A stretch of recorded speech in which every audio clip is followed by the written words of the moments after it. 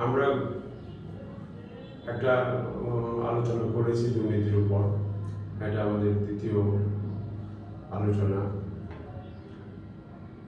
দুর্নীতি সবসময় আমরা একটা শব্দের মধ্যে দিয়ে এটাকে আইসোলেট করে রাখি, কিন্তু এর যে গভীরতা, এর যে সমাজের উপর এর যে দখল, এই সমস্ত জিনিস যদি আপনি বিশ্লেষণ করেন তখন মনে হবে যে আমরা মানুষের উপর যে জুলুম চাপিয়ে দিয়েছি দুর্নীতির মাধ্যমে, ওইটাকে আমরা কন্ট্রোল করতে না পেরে আমরা যে একটা অসহায় জাতিতে পরিণত হয়ে যায়, এটা আমরা একটা সময় গিয়ে ভুলে যাই।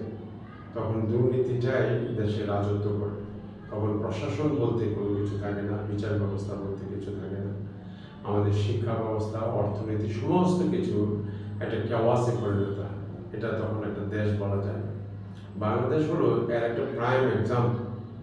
এই বাংলাদেশকে যদি আমরা দুর্নীতিমুক্ত করতে না পারি, তাহলে আমাদের এই স্বাধীনতার মূল্য কত ৭৭ বছরেও হয়নি, আগামী ১৭৭ বছরও এটার কোনো মূল্য হবে না। কারণ মানুষ যদি সেটাকে স্বীকৃতি না দেয়, মানুষ যদি না বলে যে আমরা শান্তিতে আছি, আমরা আমাদের এই দেশের জন্য প্রাণ দিয়েছি, আবারও প্রাণ দিতে রাজি আছি, এরকম যদি মানুষের অ্যাটিটিউড না হয়, আর মানুষ যদি সবসময় কমপ্লেন করতে হয় যেখানে কমপ্লেন করার কোনো জায়গাই নেই, তো এই দুর্নীতি তো আর আপনাকে কিছু দিতে পারবে না আগামী দিনে। তাহলে এই দুর্নীতিটাকে আপনাকে রিমুভ করতেই হবে। ১৯৪৭-এর পূর্বে ঔপনিবেশিক আমলে যে অবস্থায় ছিল, পাকিস্তানের ২৪ বছরও তাই ছিল, এখনো আমরা তাই আছি।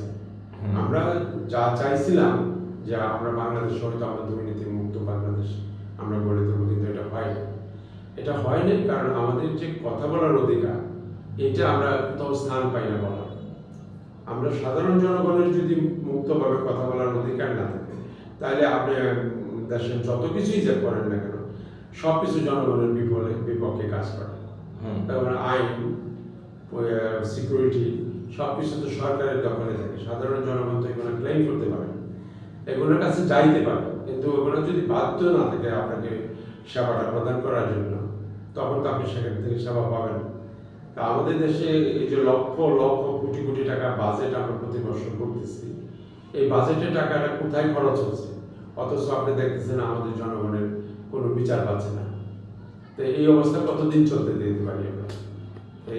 এই দিক থেকে যদি আমরা নিজেদেরকে মুক্ত করতে চাই, তাহলে আমাদেরকে একটা নতুন সংবিধান বাংলাদেশের জন্য অত্যন্ত জরুরি।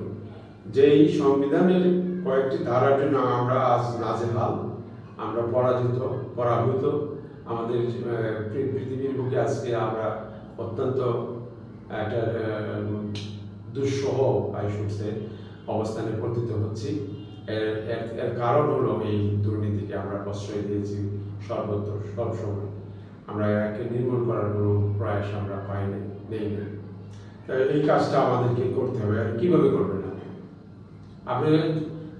গণতান্ত্রিকভাবে আমরা নির্বাচিত হয়ে প্রতিনিধি পাঠাই আমরা পার্লামেন্টে।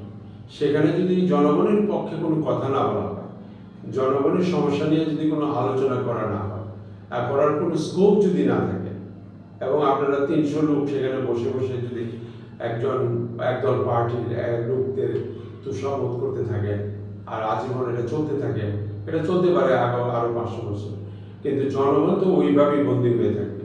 এই বন্দী দশা থেকে জনগণকে যদি আমরা মুক্ত করতে চাই, তাহলে আমাদেরকে যে একটা আলোড়ন বাংলাদেশে এখন আসছে যে আমাদের সংবিধান পরিবর্তন করতে হবে, এটা করতেই হবে। কিন্তু আমরা যা দেখতেছি, এই সংবিধান পরিবর্তন করার যে একটা ইচ্ছা, এটা কারোর মধ্যেই ওই প্রবলভাবে নেই। তারা মুখে এক কথা বলে, তারা কাজে অন্যটা করতেছে। তো এইভাবে যদি আমরা দেশটাকে চলতে দেই, তাহলে আমরা কিন্তু শেষ পর্যন্ত আমাদের দেশকেও হারিয়ে ফেলতে পারি।